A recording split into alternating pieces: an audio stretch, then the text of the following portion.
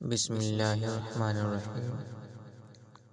محترم عزیز دوستوں، آج ہم بیان کرنے والے ہیں میدان حشر اور ایک نیکی کی تلاش۔ ایک روایت میں ہے کہ ایک شخص ہوگا جس کی نیکیاں اور برائیاں برابر ہوں گی۔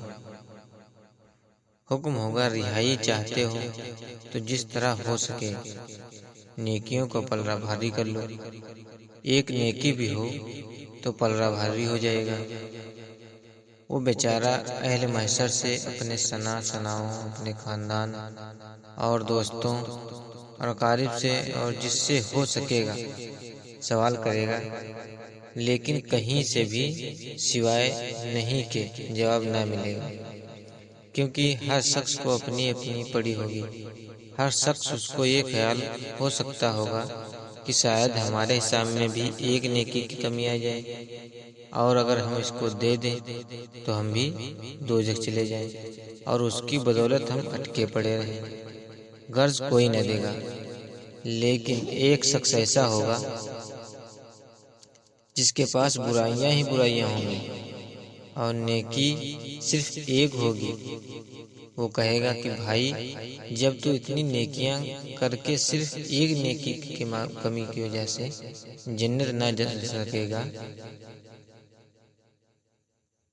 تو روک دیا جائے گا، لیکن میرے پاس تو بجز ایک نیکی کے سب برائیاں ہی برائیاں ہیں، تو دوزخ میں یقیناً میں جاؤں گا، کیونکہ ایک نیکی میری اتنی برائیوں کو کہاں تک مٹا پائے گی، کہاں تک مقابلہ کرے گی۔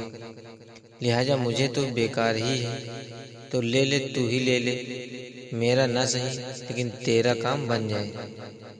بس وہ ایک نیکی سے حسنات کا غلبہ ہو جائے گا۔ رحمت الہی دیکھیے کہ اس شخص کو بلایا جائے گا جس نے یہ نیکی دی تھی، اور اسی سے سوال ہوگا کہ تم نے اپنی نیکی دوسرے کو کیوں دے دی؟ اب تمہارے پاس تو بجز گناہوں کی کچھ بھی نہ بچا۔ الہی، میں نے یہ دیکھ کر ایک شخص کے پاس ہزاروں نیکیاں تھیں، مگر ایک کی کمی کی وجہ سے وہ جنت میں نہیں جا سکے گا، تو میں سمجھ لیا کہ میرے پاس تو ایک ہی نیکی ہے، تو قانون کے موافق میری تو مغفرت نہیں ہو سکتی، اس لیے میں نے دوسرے کو اپنی نیکی دے دی کہ تو بخش دیا جائے۔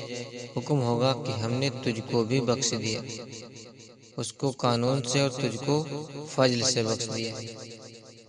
اس شخص پر رحم کیا، تم نے اس شخص پر رحم کیا، ہم نے تجھ پر رحم کیا۔